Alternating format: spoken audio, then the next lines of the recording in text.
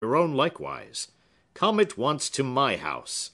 The country air, and all the conveniences, I may say luxuries, that I have gathered about me, will do wonders for him. And you and I, dear Hepzibah, will consult together, and watch together, and labor together to make our dear Clifford happy. Come, why should we make more words about what is both a duty and a pleasure on my part? Come to me at once." On hearing these so hospitable offers, and such generous recognition of the claims of kindred, Phœbe felt very much in the mood of running up to Judge Pyncheon and giving him, of her own accord, the kiss from which she had so recently shrunk away. It was quite otherwise with Hepzibah. The judge's smile seemed to operate on her acerbity of heart like sunshine upon vinegar, making it 10 times sourer than ever. "Clifford," said she, still too agitated to utter more than an abrupt sentence, "Clifford has a home here." "May Heaven forgive you, Hepzibah!" said Judge Pyncheon, reverently lifting his eyes towards that high court of equity to which he appealed. "If you suffer any ancient prejudice or animosity to weigh with you in this matter, I stand here with an open heart, willing and anxious to receive yourself and Clifford into it. Do not refuse my good offices, my earnest propositions for your welfare. They are such, in all respects, as it behooves your nearest kinsman to make. It will be a heavy responsibility, cousin, if you confine your brother to this dismal house and stifled air, when the delightful freedom of my country seat is at his command." "It would never suit Clifford," said Hepzibah, as briefly as before. "Woman!" broke forth the judge, giving way to his resentment, "what is the meaning of all this? Have you other resources? Nay, I suspected as much.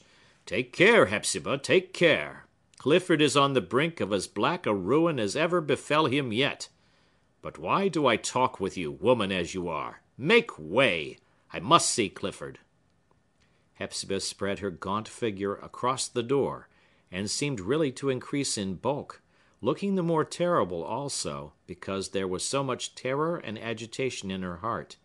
But Judge Pyncheon's evident purpose of forcing a passage was interrupted by a voice from the inner room, a weak, tremulous, wailing voice, indicating helpless alarm, with no more energy for self-defense than belongs to a frightened infant.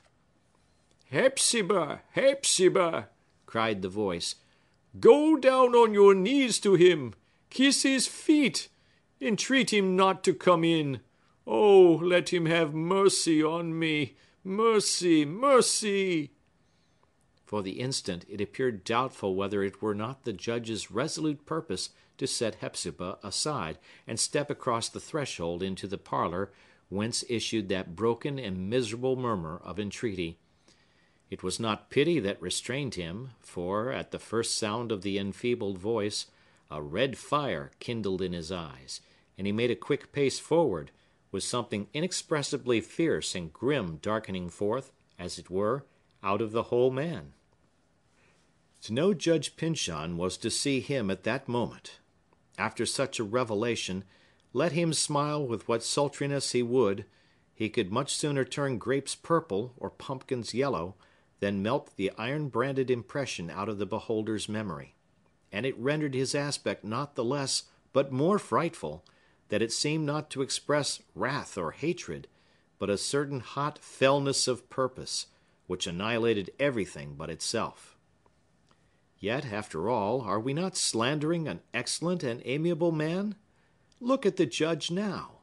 He is apparently conscious of having erred, in too energetically pressing his deeds of loving kindness on persons unable to appreciate them.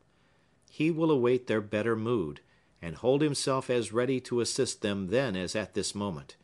As he draws back from the door, an all-comprehensive benignity blazes from his visage, indicating that he gathers Hepzibah, little Phœbe, and the invisible Clifford, all three, together with the whole world besides, into his immense heart, and gives them a warm bath in its flood of affection. "You do me great wrong, dear cousin Hepzibah," said he, first kindly offering her his hand, and then drawing on his glove preparatory to departure. Very great wrong, but I forgive it, and will study to make you think better of me. Of course, our poor Clifford being in so unhappy a state of mind, I cannot think of urging an interview at present. But I shall watch over his welfare as if he were my own beloved brother. Nor do I at all despair, my dear cousin, of constraining both him and you to acknowledge your injustice. When that shall happen, I desire no other revenge than your acceptance of the best offices in my power to do you." With a bow to Hepzibah, and a degree of paternal benevolence in his parting nod to Phœbe, the judge left the shop, and went smiling along the street. As is customary with the rich, when they aim at the honors of a republic, he apologized, as it were, to the people for his wealth, prosperity, and elevated station, by a free and hearty manner towards those who knew him, putting off the more of his dignity in due proportion with the humbleness of the man whom he saluted, and thereby proving a haughty consciousness of his advantage, as irrefragably as if he had marched forth preceded by a troop of lackeys to clear the way. On this particular forenoon, so excessive was the warmth of Judge Pyncheon's kindly aspect, that, such at least was the rumor about town, an extra passage of the water carts was found essential, in order to lay the dust occasioned by so much extra sunshine. No sooner had he disappeared than Hepzibah grew deadly white, and, staggering towards Phœbe, let her head fall on the young girl's shoulder. "Oh, Phœbe," murmured she, "that man has been the horror of my life. Shall I never, never have the courage? Will my voice never cease from trembling long enough to let me tell him what he is?" "Is he so very wicked?" asked Phœbe. "Yet his offers were surely kind." "Do not speak of them. He has a heart of iron," rejoined Hepzibah. "Go now and talk to Clifford. Amuse and keep him quiet. It would disturb him wretchedly to see me so agitated as I am. There, go, dear child, and I will try to look after the shop." Phœbe went accordingly, but perplexed herself meanwhile with queries as to the purport of the scene which she had just witnessed, and also whether judges, clergymen, and other characters of that eminent stamp and respectability could really, in any single instance, be otherwise than just and upright men.